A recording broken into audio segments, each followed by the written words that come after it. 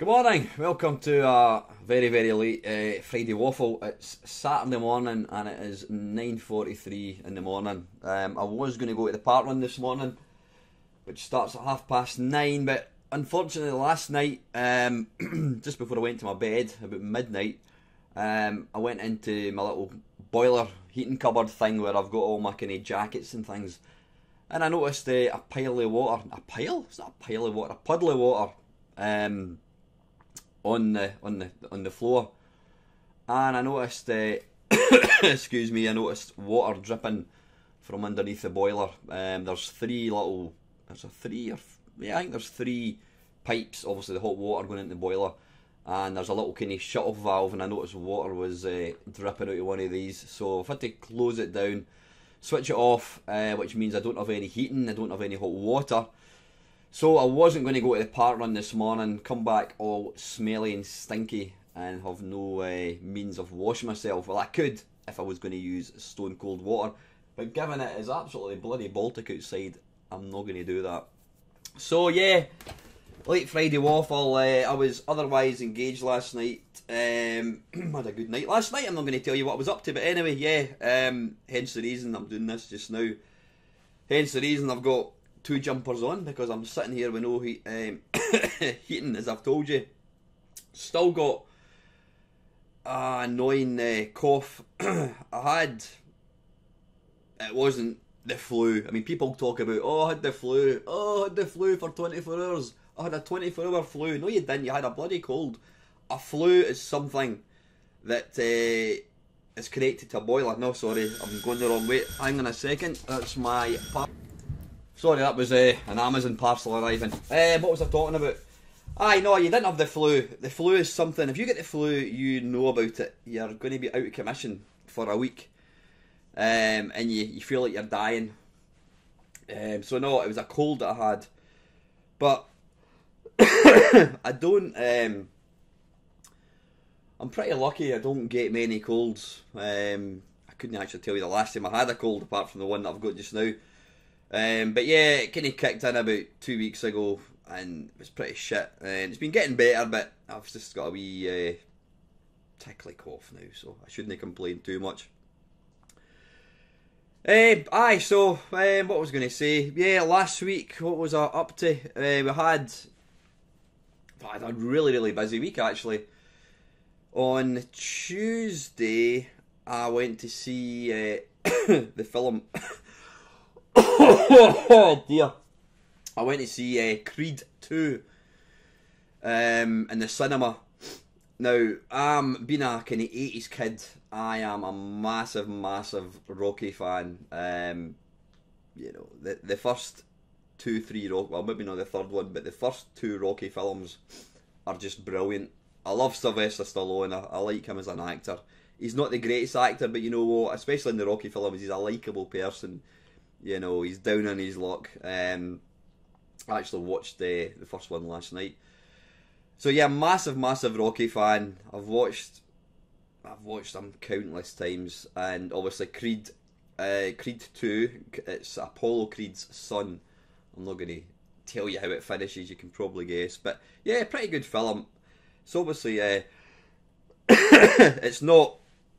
it's not as good as the Rocky films, because obviously Sylvester Stallone has at long last decided that he's getting on a bit for actually taking part in the sort of fighting aspect of it. But saying that, I was watching a YouTube video, and for a guy who is in his, I think he's in his 70s now, he's in bloody good nick. You know, he's in really good nick for his age. But he's, like us all, he is definitely starting to age a wee bit now. But no, good film. Really enjoyed it. If you're into boxing films, if you're into Rocky, then go and see it. You know, it's definitely worth seeing. So that was Tuesday. Wednesday, yeah, I had the computer club Christmas do. Yeah, it's a bit of a tradition. The club night that we have, you know, we meet once a month. And the club night that we have in December, we always take along some food. It could only be a group of guys in this one. We had I think the buffet that we had about 5 tubes of Pringles, we had some dips, we had a box of Celebrations, and we had 12 Krispy Kreme donuts. So, plus some, Neil brought along a pound thing of sausage rolls. So yeah, it was like, there must have been about 5 billion calories. I personally had 3 donuts. Don't know how many Pringles and dips, whatever, and numerous chocolates, but it's good, really, really good. We ended up actually, our club is in a church. I was going to say an abandoned church. It's not an abandoned church, it's a church that's used for a church stuff, whatever they do in churches. But they've got one of these table footballs, you know, the things you spin. You've got the pole and you've got like the footballers on it, and you spin it and they turn around. We had a couple of games of that. Sadly, I got absolutely annihilated. I think it was 10-1. But yeah, so that was good. That was Tuesday. In fact, just when I'm talking about the computer club, quite a few people, we've got a Facebook page, and quite a few people make comments along the lines of, you're so lucky that, you know, you've got a bunch of like-minded people that you can go to a club. You know, I would love to have something like that. Well, the club that we've got, it's called the Edinburgh PC Retro Club, I think it is. It was my mate George who started it up, and George put an advert. In fact, no, you know what? He somehow got interviewed for the local paper, and he basically just said that he was wanting to see if there was anybody interested in starting up a club, starting up a computer club. And I happened to see I can't remember if I found it or did somebody send it to me. I can't remember. But anyway, I saw this piece in the newspaper, and I got in touch with George, and I says, look, I've seen this thing that you've got, you're interested in starting up a club. I would love to come along. So we did, and that was probably about 6 years ago now. Over the years, we've tried to, you know, increase the membership of the people that go. And, you know, we do on occasions, we'll maybe get a couple of people who, you know, come along and then they'll come back, whatever. But we've got a kind of core of maybe, I don't know, about 7 of us. Now, you're probably thinking, well, that's not much a club. But you know what? We all bring along our own equipment. And it wouldn't be practical if, say, there was 30 people. Well, it would maybe, you know, I suppose technically you could, but the thing is, it's all our own equipment. We all know each other. I mean, we're all mates now, you know. We've been going to this club now for about 5-6 years, so we're all pals now. And we all respect one another's computer systems, you know, because a lot of the equipment we take along is, whilst it might not be worth, you know, thousands, it's still worth money. It's old. You know, you take along a Vectrex, the last thing you want is somebody, you know, somebody breaking it or somebody being clumsy with it. But we all respect each other. We all respect, you know, you take care. So yeah, I think having a club where there's far too many people, it just wouldn't really be practical. So I'm quite happy, and I think the other guys are happy. It's good that it's quite a small little group of us, but it's great. I love the club night. You know, as I've said before, it's my one day of the month where I go along, and I can just completely switch off. I don't have to think about my work. I don't think about anything other than playing video games. It's my one time where I become 18 years old again. I'm 18, I'm playing Manic Miner, I'm talking to my mates about video games, and it's just a pure indulgence of video game goodness. And that's quite rare nowadays, you know. You're 51 years old, you know, and you've got responsibilities and all that, but for that one day of the month, I can go along and just completely switch off, and just be an 18-year-old, you know, playing video games, and it's great. And what I would say to anybody that's interested in doing something like that, why not put a post on Facebook? you know, contact your local newspaper. You know, see, is there any chance of getting an interview or something? But put a post in Facebook. You'll be you'll be surprised at just how many people there are that are into this hobby of ours. I mean, you know, it's the hobby has definitely grown considerably, probably in the last maybe 5 years. So yeah, there's a lot of people interested, but it just takes one person to actually put it out there to say, look, is anybody interested? I live in Sheffield. Is anybody in the Sheffield area interested in starting a club? Then all you need to do is go onto, you know, I don't know, do a Google, community centres, church halls. A lot of these churches, they will rent out a room because it brings income. So, you know, there's a lot of these little places where you can get it. I mean, it costs us, I think it's 24 quid a month that it costs us for this church hall, and basically we divide it by the number of people that are there. So obviously the more people that are there, the cheaper it is. But do it, you know, if you want to start up a club, stick an advert in Facebook or whatever, just get it out there and you will be surprised the number of people that are actually interested in doing it. Because it's absolutely great fun. So yeah, that's the computer club. So that was on Wednesday, and then not last night. This is Saturday. On Thursday night, a bit of a tradition again, a Christmas tradition. I went through to the O2 Academy in Glasgow to see Fish, ex-Marillion singer. Now Fish, he must be, I was going to say mid-50s. He's probably older than that. He's probably 60. I think he's 60 actually. He was playing. What was he playing? He was playing a lot. He still makes music.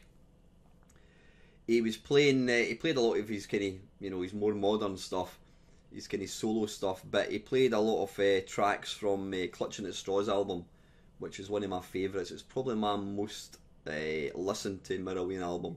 I like them all. You know, I've been a big Marillion fan for a long, long time. But the big man, he's brilliant. You know, he's got a great voice. His voice maybe isn't as powerful as it was back in the day, obviously, because, you know, that's what comes with age. You know, you do. It's the same any singer, they're not as good, but he's able to hold a tune.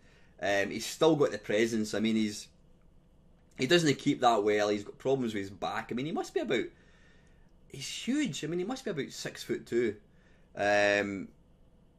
But he's still got all the theatrics. He still kind of dances, and he's got all the movement, and you know, really, really good. So we were there.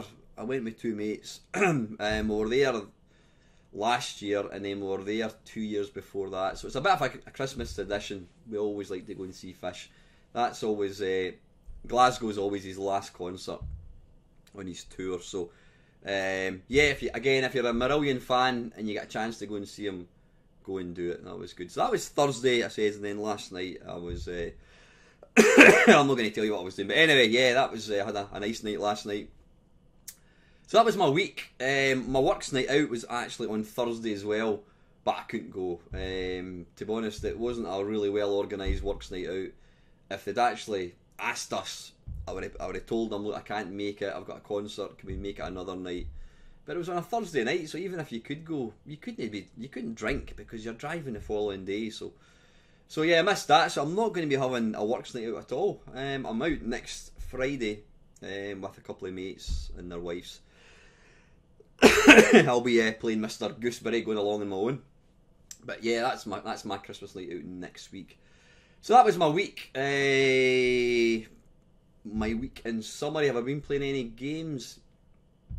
I've been playing a bit of my Commodore 64. That's been it. Not been playing a great deal. Now, Lawn Boys Post 1975, Dave, I just watched a video, one of his videos just before started to record this, and Dave was talking about adverts in Capcom games.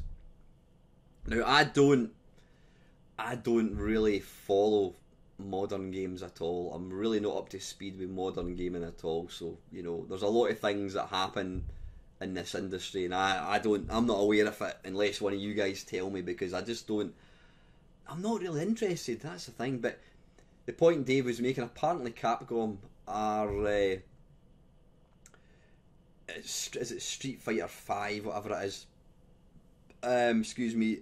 They're going to introduce adverts when levels are loading. Now, apparently, you don't have to watch them, but that'll probably change at some point. And you can also, if you allow adverts in, then they will give you like in-game currency, which you can then spend on. Well, the example Dave said, wearing a Pepsi Cola suit. Now, Dave was quite vocal about how this is a shit thing. And I do agree. I totally agree with Dave. I mean, when I buy something, if I buy something, pay good money for something, if I'm paying £49.99 for a game, I don't expect and I don't want adverts in this thing that I have bought, because I've paid money for it. I don't want adverts. You know, it'd be like buying a DVD and then mid film you get an advert. No, they can bugger off. You know, you've had my money. Don't go asking me for any more money. You know, that's the whole point of buying things. You don't have to put up with adverts. But you know what? The sad thing is, it's the way the world, it's the way things are going. You know, this industry that I grew up falling in love with, things have changed so much. I mean, you know, the world's such a different place. I mean, it's all online. It's all streaming films. You know, tangible things like cartridges and cassette tapes and that. They are, you know, yeah, you can still buy games, but I mean, I think it is only a matter of time before tangible games, you know, discs, they're going to disappear. I reckon probably the next, maybe not the next generation of console, but maybe the one after that. I think it is purely going to be, it's going to either be downloadable games or it's just going to be streaming. You're going to stream them from the cloud, so you never actually own the game. I think that's just round the corner. I mean, it's happening already. And you know what? For a grumpy 51-year-old like me, I can complain about it. But you know what? I would say, I could categorically say that I am not the target market for video game companies. You know, there's not that many people my age play video games. Yeah, there are people, you know, there's Dave, there's myself, there's Lactobacillus Prime, there's all us old foggies that still like playing video games, but we're not the core market. The core market is people probably my daughter's age. She's 15 now, you know, up to maybe 25, maybe possibly 30 years old. And my daughter and people of that age, they're used to in-game advertising. It's, you know, it's different. So they probably don't. They're all about, I mean, my daughter has spent an absolute bloody fortune of my money, I hasten to add. Overwatch, Fortnite. I mean, Overwatch, I don't know. We used to have countless arguments with her. We'd give her pocket money, and then she would say to me, "Dad, can I get £10?" I'm like, "What do you want £10 for?" "Oh, I want to buy a loot box in Fortnite." And then when I looked into it, I realised that a loot box it's effectively a form of gambling, and apparently some organisation tried to actually stop game companies putting these things out because they say it's a form of lottery. When you buy a loot box, or whatever the hell you want to call it, that's kind of a generic name for them, you're paying this sum of money for this virtual treasure chest. Now you've got no idea what's going to be inside it. You know, I don't know, say you get 5 items, you get costumes and weapons. Thing is, you might already have some of them. So it's a complete and utter lottery. You know, it's a bit like back in the day, although it's a lot cheaper. You bought football cards. You know, I used to collect football cards. Panini, I think they were called, before Panini became one of these things you get to eat sausage and whatever. It's like a roll thing. Not that type of Panini. Panini was in fact, do they still have that? I think Panini still do. It's a book, and you buy stickers. I mean, back in the day, it was probably 5p. I think I paid, and you got like maybe 10 stickers, and then after a time you were building up, there was maybe less and less you needed. But you'd buy a pack of stickers and you might have all of them.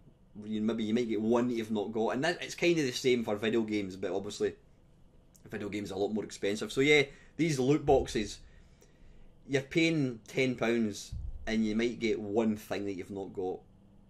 So it's a complete lottery, so it's kind of gambling, and that's why this, I can't remember who it was, the government might have actually been trying to kind of outlaw them, you know, make them illegal, because it's effectively, it's like crack cocaine. These kids want the weapons, they want the uniforms, they want to unlock different characters. I mean, I've never been one, I couldn't give a shit about, you know, unlocking a specific costume for something.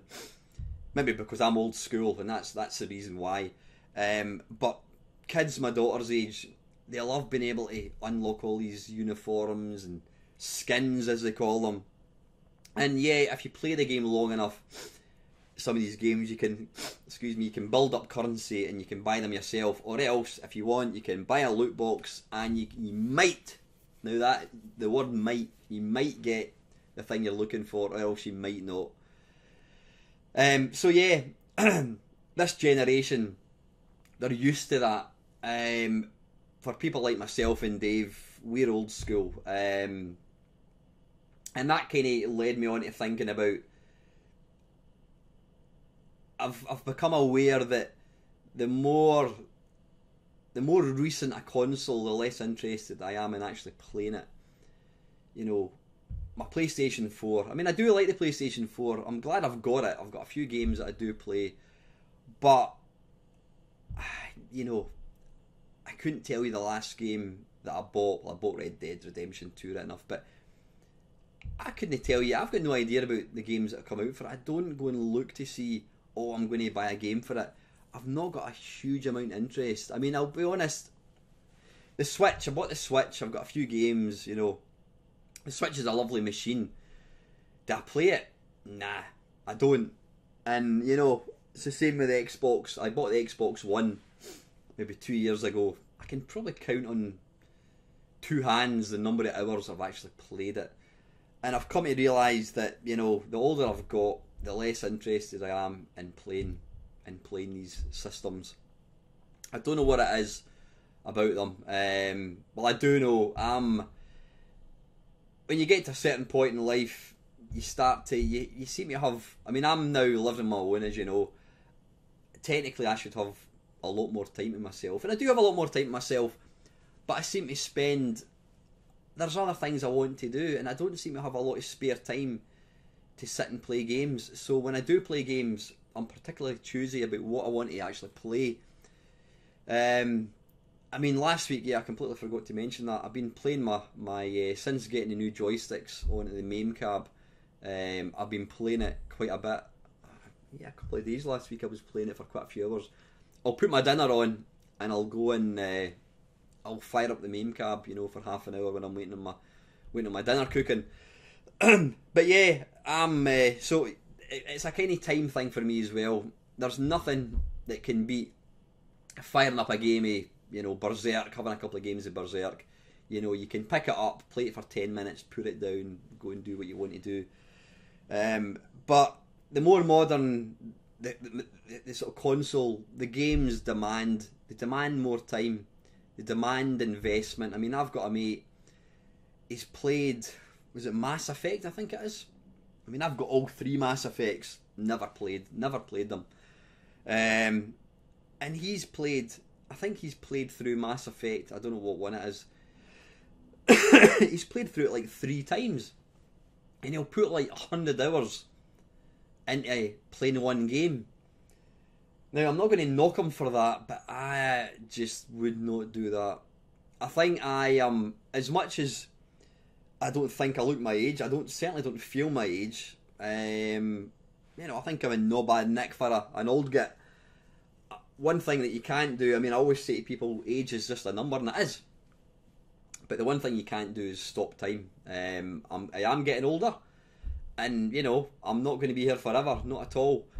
And so I've become really, really aware of the fact that the clock is ticking, and I want to want to enjoy my life. I want to fill my life with things that I want to do. I don't want to spend 100 hours playing a video game. I would much rather be out running. I would much rather be in a forest, walking along the beach, spending time with friends, doing things that matter, things that are going to be build memories. One thing about video games, and it's not a criticism, but I don't think you'll never look back and go, I'm glad I spent 100 hours playing this particular game. I mean, I suppose video games is like watching a film. It's a kind of throwaway thing. I'm not knocking modern video games, far from it. I mean, video games, I mean, life can be shit. Life can really deal you a bad hand at times. Life it's up and down. And believe you me, I've been down there quite a bit in the last sort of 6 months, and I've kind of got myself back out it. I'm kind of positive. I'm happy in my own skin. Things are picking up. Yeah, the job's not ideal, but that's just the way it is. So life does it can be tough. There's no question of it. Just when you think, just when you're coasting along, thinking, "Oh, life's great, everything's brilliant," something can happen, and it's how you deal with it. So where am I going with this? I don't know. You've got to be able to switch off sometimes. You've got to be able to have a bit of fun now. Whether it means you go swimming, you go on your bike, you watch a film, you watch Coronation Street, or you play a video game, then great. If that makes you happy and it cheers you up, then brilliant. You're not hurting anybody, so video games has got its place. But for me personally, I would, I'm 51, I've maybe got about another maybe 10 good years of me, maybe hopefully slightly more. So yeah, I want to make the most. I don't want to waste any of that sort of 20 years that I've maybe got, playing video games. I'll quite happily play 10 minutes of Berserk here and there, but I'm not going to put 100 hours into Red Dead Redemption. That's just not going to happen. So while I get the next console, every time I think about this, the answer is always no, but then it's probably, and then I end up buying it anyway. I mean, I've not got the new, whatever it is. What's the new Xbox One? It's basically like the PS4 Plus, but it's the Xbox. I don't even know what it's called. That's how kind of out the loop I am with gaming. But yeah, I think kind of getting back to where Dave is, I mean, I think it's going to be the next generation of games, console systems. I think we're going to eventually see the departure completely of physical games. I think that's just round the corner. I mean, it's already starting to happen. I think, and am I right in thinking that all modern games, you can still buy them, a sort of a tangible copy, but you can also download it. I think that's still the case, but I think they're going to eventually stop them completely. The thing that gets me is the digital download in many cases is actually more expensive than buying a physical disc, which to me is just crazy. It's the same with Kindle. I've got one of these Kindle book things, whatever it is, for reading books. And believe it or not, but again, the digital version is more expensive in many cases than the actual paperback copy. Now, I'm old school. I would much prefer having an actual paperback book in my hand that I can read in the bath than using a Kindle. But the fact that you've got to pay more for a digital copy, it's just crazy. Don't know how that works. No idea. But aye, anyway, that's enough of my rant. Let me just drink some of my Stone Cold coffee. Bloody hell, right, that's half an hour, not even started on the questions. So listen, I'm just going to, I've got the questions in the comments from last week's waffle. Excuse me. Belfast Gonzo, I was talking about, there was a question about why Nintendo tend not to get involved in the sort of the schoolyard arguments, Sony, Microsoft, and they're constantly hitting heads, PCs, oh, they're better than PlayStation 4s, Nintendo fans tend to kind of stick out of it. Now, I reckoned it was down to the fact that it's a kind of more family-orientated company. Now, look, what's Mr. Belfast Gonzo saying? I agree that Nintendo has less toxic fans as it's more family-orientated. But I would say there are other factors, such as having no direct rival. Nintendo just does its own thing, whereas Sony and Microsoft are in direct competition. The lack of proper voice chat in Nintendo probably contributes to less toxicity. Is that a word? Toxicity? Toxicity. Yeah, I think that is a word. Yeah, you're absolutely right. I mean, as I said, I've already mentioned the family thing. I mean, Nintendo's always... They're kind of family type games. You know, fluffy characters, Yoshi and Zelda, and you know, so... And yeah, I think, as you say, Nintendo do their own thing. They always have. You know, they don't try and keep up with the Joneses. You know, Sony and Microsoft, they're always wanting the latest cutting edge console. Whereas Nintendo, when they brought out the Wii was basically on par with a PlayStation 2. You know, so they've never they just do their own thing. They're not interested in trying to compete with Sony. They know that they've got their fan base.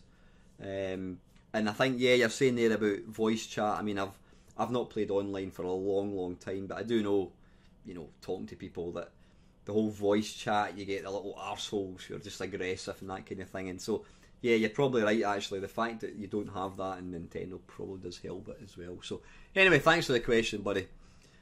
Right, next, down the rabbit hole, Kevin. I've got some random questions for you for Friday, Alan. Well, it's Saturday, Kev, but thanks for the questions, buddy. First of all, I noticed in previous waffles your bookshelf stacked with films and books, and I wondered if you actually revisit them much, or they like a lot of video games that just tend to sit in the shelf. Have you read Born to Run recently? To answer the second question first, Born to Run, I certainly have, Kevin. It's an amazing book. If you don't know what Born to Run is, it's a true story about a guy who went, now I can't remember, is it South Africa? Not South Africa, South America, or is it North America? There's a tribe, the Tua Kamana or something they're called, I can't remember exactly, and basically it's a group of people who run barefooted. They run barefooted, and they're just the best runners of long distance that you've ever seen. They're able to run for 100 miles barefooted with no effort at all. And this book is all about, you know, this guy goes to stay with them, and he lives with them, and he runs with them, and it's an amazing thing. You know,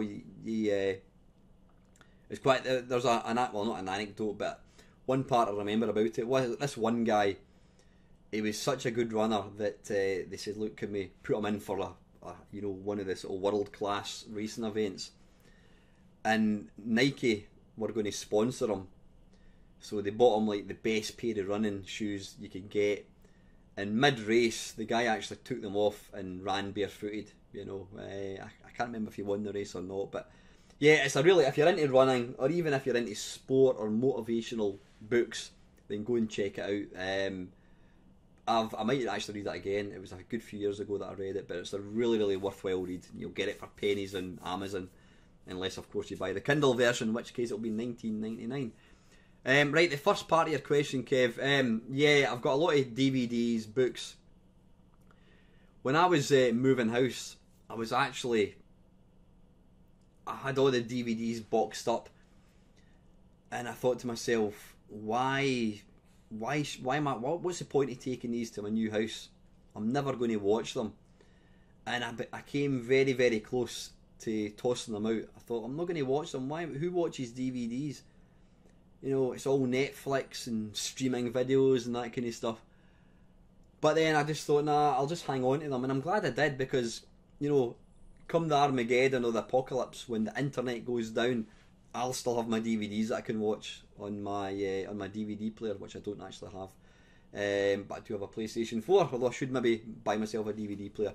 But yeah, I kept them, Kev. And to answer your question, yeah, they do pretty much sit unwatched. I mean, this is how kind of daft it becomes. I watched Rocky last night, the first Rocky film, I've got it in DVD, but I just streamed it. I streamed it off the Amazon Fire Stick, you know, whereas I could quite easily have just put the DVD in. But no, I don't. I mean, I do watch them occasionally. There are sometimes I've seen me going through looking for a good copy of a film to watch, and I'm thinking, wait a minute, I've got the DVD there. Why don't I just put the DVD into the PlayStation 4 and watch it off that? So I do watch them occasionally, Kev, but I like having them. It's a talking point, if nothing else. You know, people can go, oh, I remember that film, and you can look at it. Whereas you don't do that with a streaming video. You don't look at Netflix together and go, oh, I remember that film. You know, it's something, it goes back to the whole tangible thing of video games or, you know, vinyl, records, that kind of thing. You can pick up something and go, oh, I remember that, I love that film. You know, and you lose that with streaming videos, with streaming games. There's nothing to hold to actually look at it. There's no instructions to read or anything. So I do watch films. Again, the books, all the books sat in my loft for years and years and years. I mean, I was clearing the loft out, you know, again, it was to throw them out, and I'm like, no, I'm not throwing them out. I like having them there. I like having them there. I may not actually look at them often, but the fact that they're there, that I can just pick up, I like that. I really, really like that. It's the same with this video game room here. I mean, I've got all these games in there that I never play, but I still like the fact that I can just go and look at them. You know, there's a certain satisfaction you get from being able to pick up something and just look at the back of the box or whatever, you know. So yeah, so that was that one. Secondly, I saw a video of someone building the Fallout 76 Pip-Boy kit and mentioning how the box it comes in reminds them of back when they were a kid.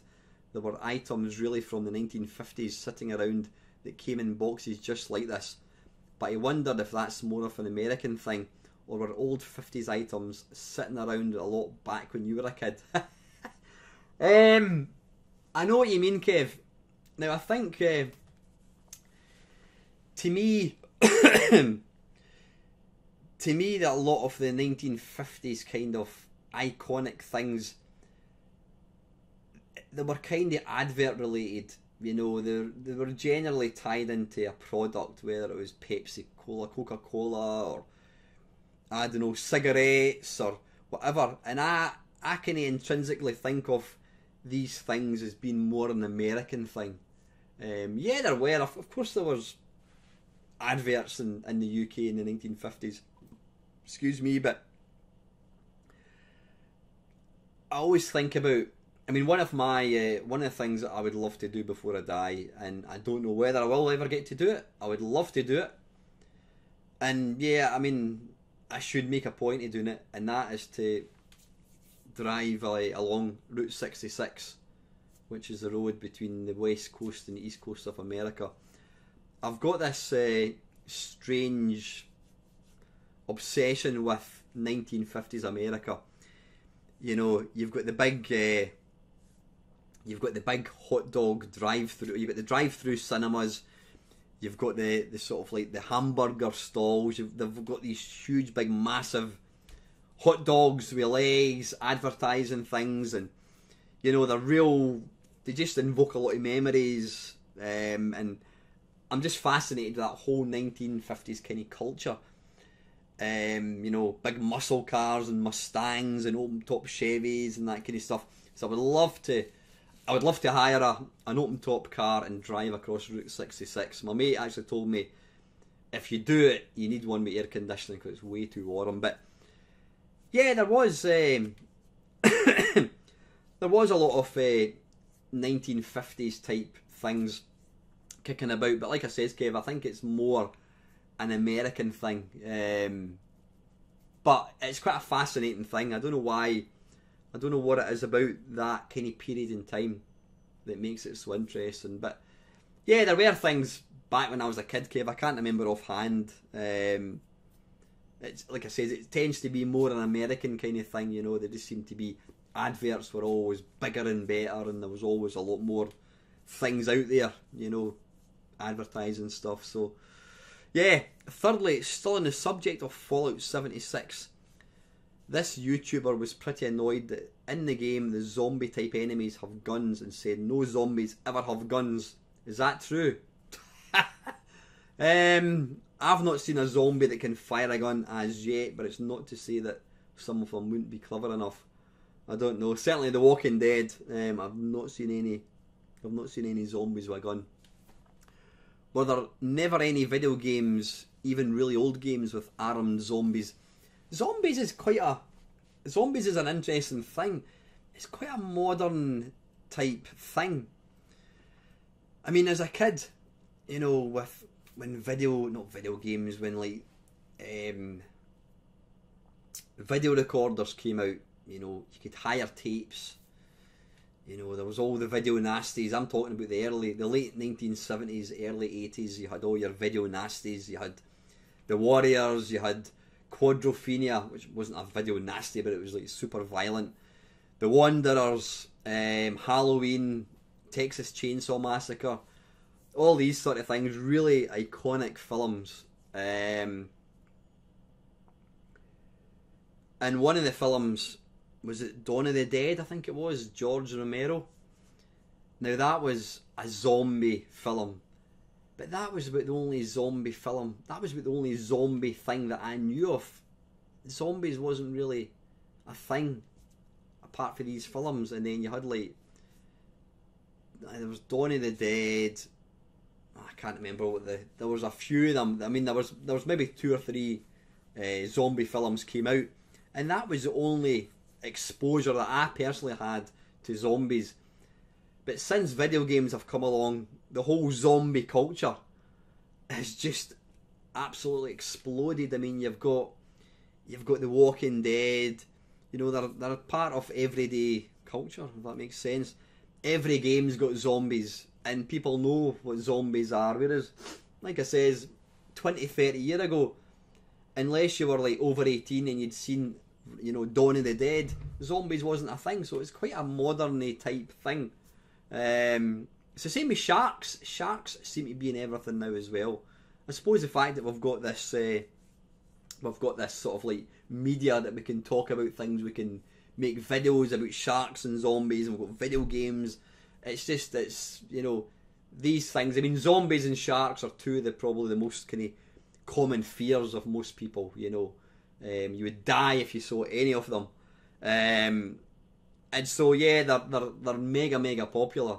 Hence the reason you've got zombies in virtually every game now. But I can't remember any zombies actually having any guns. There may well be, Kev. I'm not too sure.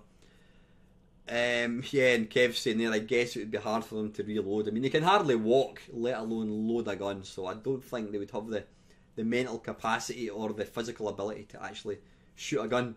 I was thinking about classic stages in retro games, and I wondered if you'd ever seen any in real life, like a swamp, glacier, or lava.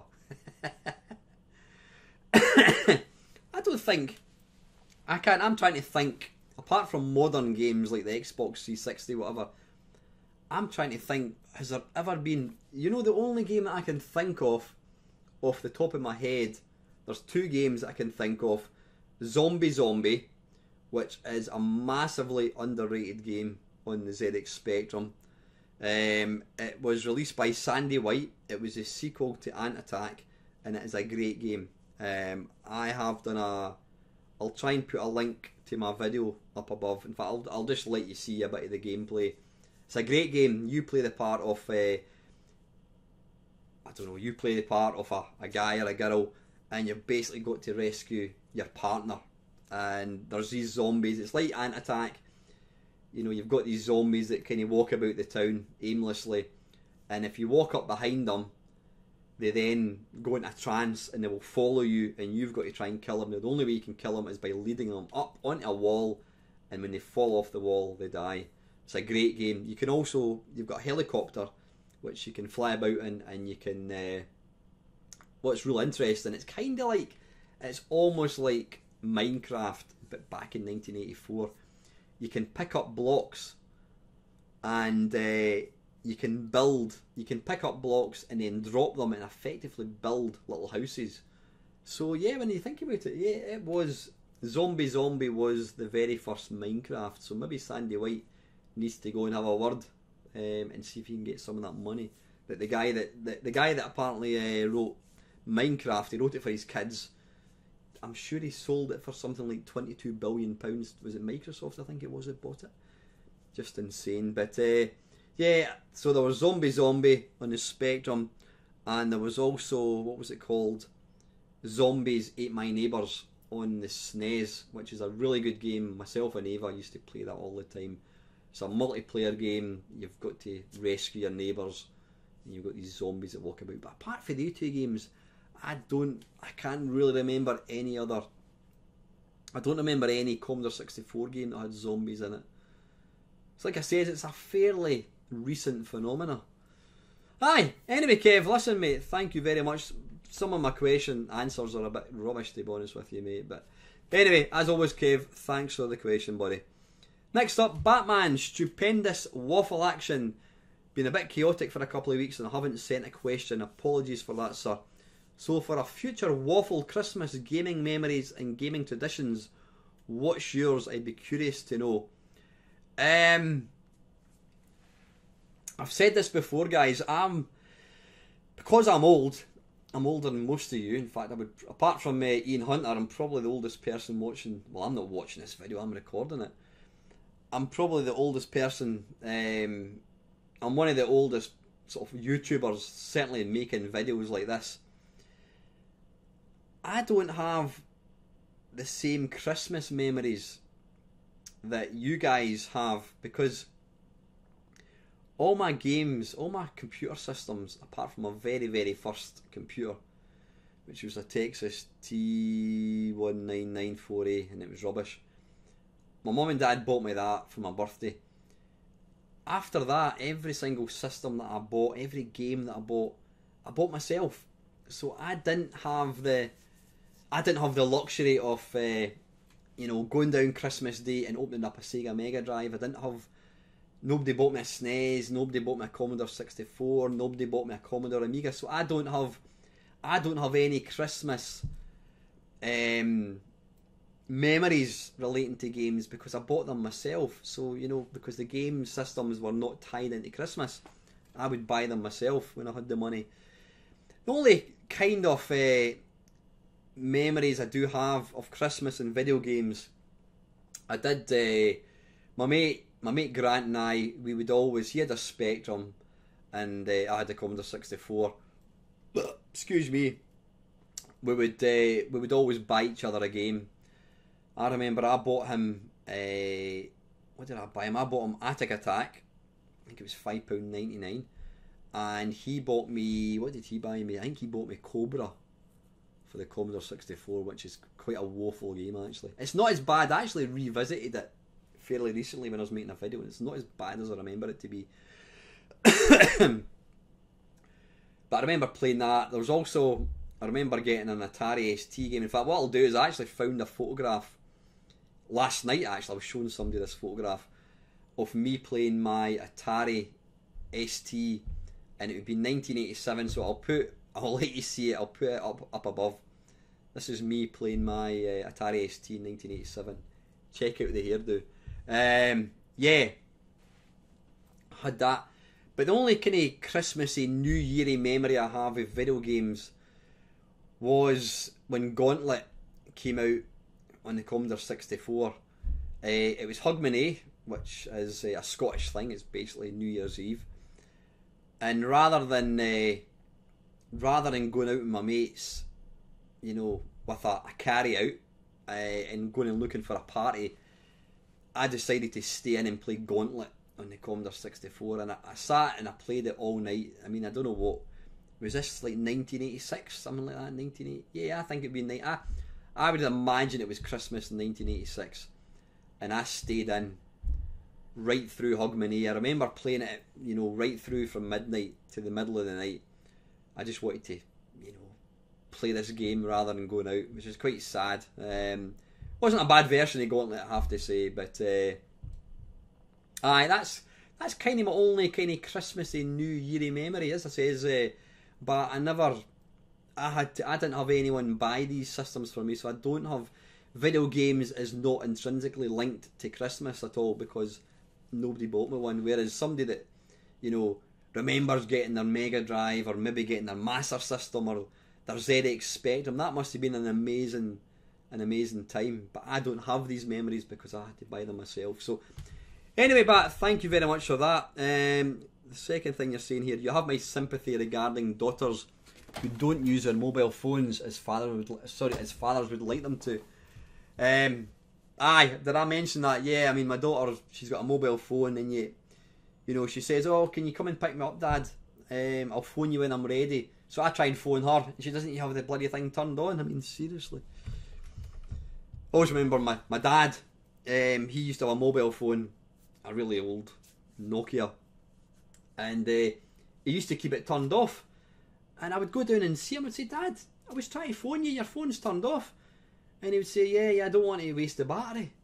And I'm like, what's the point of having a phone if you're not going to waste the battery? I say, if you've got the thing turned off, I can't phone you. But that was where his mind worked. If I'm not using it, I may as well switch it off. God bless him. Anyway, thanks for that, Bat. Appreciate it. AE Redux. These mini systems seem targeted at semi-casual users that are just nostalgic enough to throw some cash at the things. Most others that are really into retro games either have the original games and systems already, or a decked out RetroPie plugged into the TV. You're absolutely right. I mean, people like myself, I would much rather have the original hardware. But I do still like them. They've got a place. I do understand why they exist. They're not for the hardcore people like ourselves. Things like the Virtual Console tend to interest me more, since I can pick and choose classic games and vote with my wallet. Hopefully that leads to companies making more of our old games available at a reasonable price through a legitimate source. Yeah, no, absolutely. And that's why, because Nintendo, they like to make their old games available for, for new systems. That's why they've taken the hard line with websites having their ROMs. And that's why we're now trying to download ROMs is becoming more and more difficult. So, Mr. Doug Scullery, excuse me. Hi Al, here's a topic for the next waffle. Is retro gaming an attempt to recapture our youth?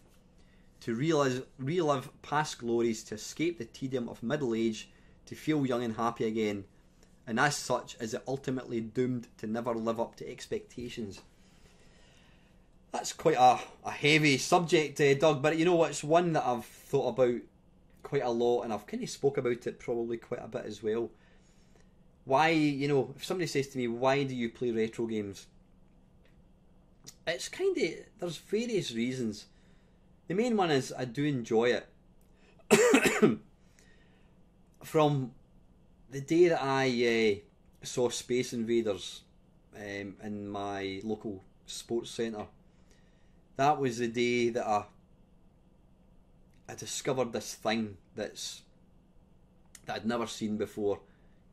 Here was like a TV with this, this thing on it, but the difference was I could interact. I could actually move. I could move something on the screen. So it was like interactive TV, and it was amazing. It was just, I wouldn't say I fell in love with it. It got under my skin, and it was just an incredible thing. And of course, more games came out. We got to see things like Galaxian, and it just excited me so much. This was a full colour. It had the amazing sound, and it just drew you in. And this was something we'd never seen before. And I knew, I was excited, and it was just something that I loved, and I wanted to get involved in. And of course, when computers came out, this was basically like you had the opportunity to play these games at home, to interact with them on your TV, and it was just an amazing thing. And so when I got my Commodore 64, getting to play games on the TV again, it was something completely new. And I know, like I says, anybody that's not kind of 40 plus probably won't really appreciate what I'm actually saying, because you guys have come along. You've always known video games. It's always been here. You won't really understand the excitement, but back in the sort of early 80s, late 70s, early 80s, we'd never seen a video game before, and so going from never seeing a video game to suddenly playing Galaxy, and it's like, wow, this is incredible, you know. And the fact that you could do this at home, yeah, the games that you had on your computer, you know, they're never going to stand up to what you got in the arcade, but that didn't matter. You know, the fact that I could still play Galaxian or Donkey Kong on my Commodore 64 was just amazing. And yeah, so kind of getting back, so that got under my skin, and you know, I had my Commodore 64 for I don't know how many years, and then when I saw a screenshot of International Karate on the Atari ST, again it blew my mind. I'm like, wow, look at the graphics in this is incredible. And I eventually got an Atari ST, and then I saw a review of Marble Madness on the Amiga, and again this was like, it was like arcade perfect, and I just couldn't get over how exciting that would be, how amazing it would be to be able to own a computer that was able to play an arcade perfect game. So I eventually got my Commodore Amiga, then I got my PC, and then here we are, you know, got the PlayStation 4.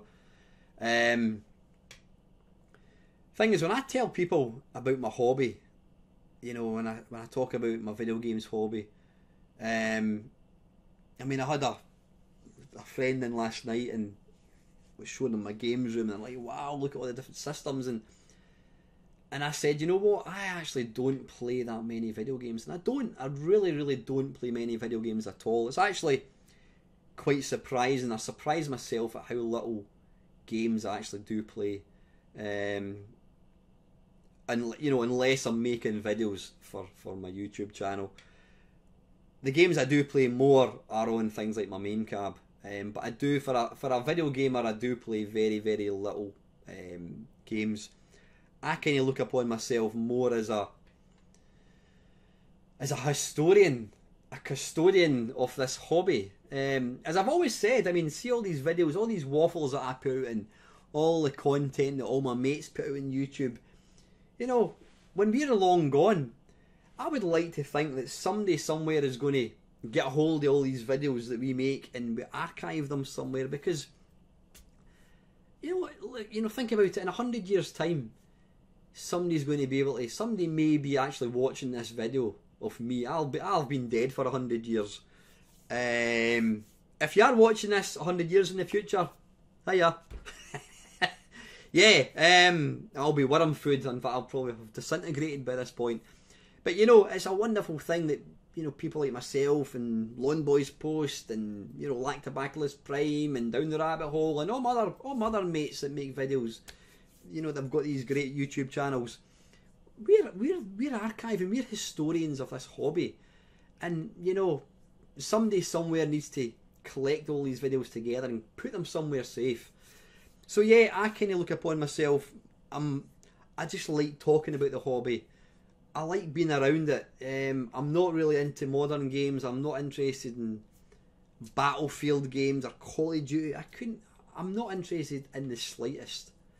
It just reminds me, did I ever buy? Yeah, I did. I bought Call of Duty, and I have never even bloody played that yet. I'll need to rake it out. That's mental. I completely forgot all about that game until I mentioned it there. Yeah, I don't really see myself as a video gamer. I'm more a video games historian.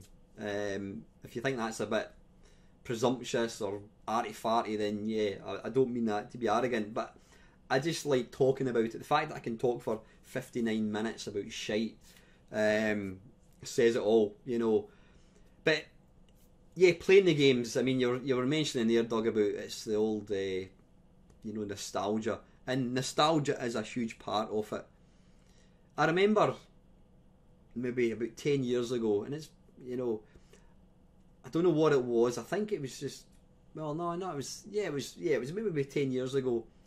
I went through a phase, I don't know, maybe a year, something like that, where I became slightly obsessed about the 80s. I was constantly looking back, thinking, I wish I could go back and be 18 again. And I don't know if I was maybe going through. I was maybe going through a bit of shit time in my life. I mean, I was obviously married and that at that point, but I was maybe slightly unhappy where I was in my life at that point. And I think it's part of human nature. You know, when you're maybe down about something, you tend to kind of think to good times. You think back to when you were mega happy and things that you did and happy times.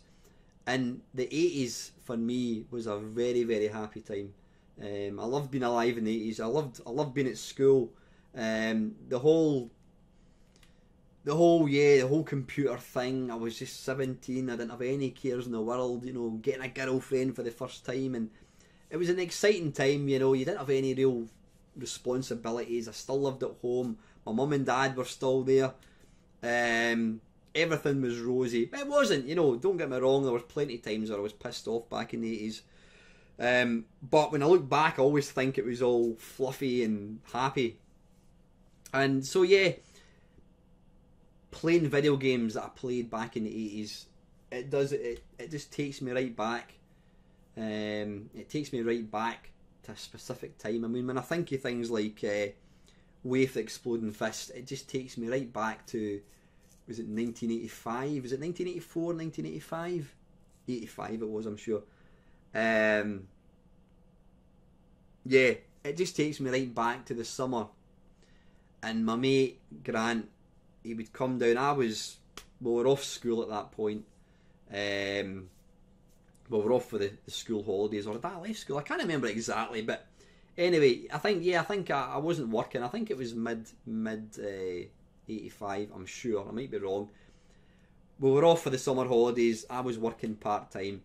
He would come down to the house at 10 o'clock in the morning and we'd just sit and play the Commodore 64. We'd play Wave the Exploding Fist. We'd play summer games. We'd play Drop Zone. We'd play all these games, all these wonderful games. And yeah, it's an amazing time. Yeah, you know, back then you probably think, oh, this is shit. But looking back now, as an adult, looking back when I was 18, it was really good. It was, you know, happy days. Like I said, you had no responsibilities. It was all about fun, about doing things. You know, you were discovering things. Like I said, I was discovering women, or girls as they were back then. And, you know, alcohol was kind of coming into the mix as well a wee bit. So, a lot of happy times. I had a wonderful childhood. And when I say childhood, I mean even like when I was 18 years old and that. My mum and dad were really loving. I had a really good family. Still have a good family. But like I say, sadly my mum and dad passed away now. I miss them like crazy. So, yeah, playing video games, playing Exploding Fist takes me right back, you know, to 1985 or whenever it was. I wouldn't say I'm reliving. Well, it is possibly reliving happy times. And you're saying there, are you doomed to never for it living up to expectations? I don't expect anything from it, Doug. To me, it's just about, it's like listening to a tune that your mum and dad used to listen to.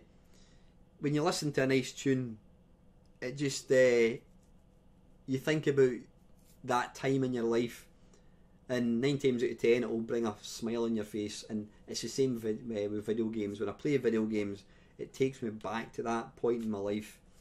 And it's an amazing time. It's like looking, it's like watching. It's like a time machine. You go back for that short time, and for that kind of 3 or 4 minutes that you're playing the game, you could be 18 years old again. So no, I think playing old games is part nostalgia, but I genuinely do still enjoy playing video games. What was the game? I was playing the game at the computer club the other night there. I can't remember what it was. It was an old game, and I'm like, yeah, it was Berserk on the Atari, and that's one thing I've realised. The Atari 8-bit to me was probably, well, I've always maintained this. I always think the Atari 8-bit was the best 8-bit computer. It may not have had the best games, but from a hardware perspective, it was an amazing machine. And for me, the Atari 8-bit I'll always associate it with real early video games for me. You know, the real early stuff, your Miner 2049 or Bruce Lee Summer Games. Xmas, Drelbs, all these real classic games, Blue Max, Fort Apocalypse. Fort Apocalypse is an awesome game. It's an amazing game, it really is. So yeah, anyway, listen, Doug, thanks for that question, buddy. Ox is saying, good to see you back in forum, Al. Thanks, buddy. Yeah, good to be back. Field Channel is saying Resident Evil 4 on the PlayStation 2 GameCube was the only one I've played with nice controls. Yeah, Resident Evil 4 on the GameCube is an amazing game. I'm not a massive fan of the controls. I think they could be better, but I've played it about 3 or 4 times, so that kind of says it all. It is an amazing game. Yep, Colin was saying here, apparently the supplied games with the PS Mini are mostly rubbish and the emulation sucks. It's like they rushed it out before Christmas. Apparently, from the kind of comments that I've heard, Colin, I think that's kind of true. Although I was watching a Lawn Boys post video, and I think, am I right in thinking that you can now add your own games, which will make it infinitely better, I would say. Right, I think that is all the questions, guys. There's not too many. Please keep the questions coming in. Yeah, because I do obviously need them. Although I've managed to rabbit on for over an hour, which is probably one of my longest waffles for quite a long time. So I'm going to get off and get this video uploaded onto the interweb. Finally, guys, thank you very much for all the continued support. I really do mean that. I have been trying to respond to comments because I've been rubbish. Since I had that 3-4 month kind of holiday from YouTube, trying to get back into answering questions. I've not been particularly good, and I'm annoyed at myself because I always maintain, as a YouTuber, if somebody can take the time to ask a question or to post a comment on my channel, it is only common courtesy that I can make the time to reply. Yeah, if you're a massive channel, then obviously that's not possible, but I'm not a massive channel, so I've got no excuse, and I will keep trying to reply to comments, guys. So, and listen, guys, I hope you all have a wonderful weekend, and finally, thank you very, very much for watching.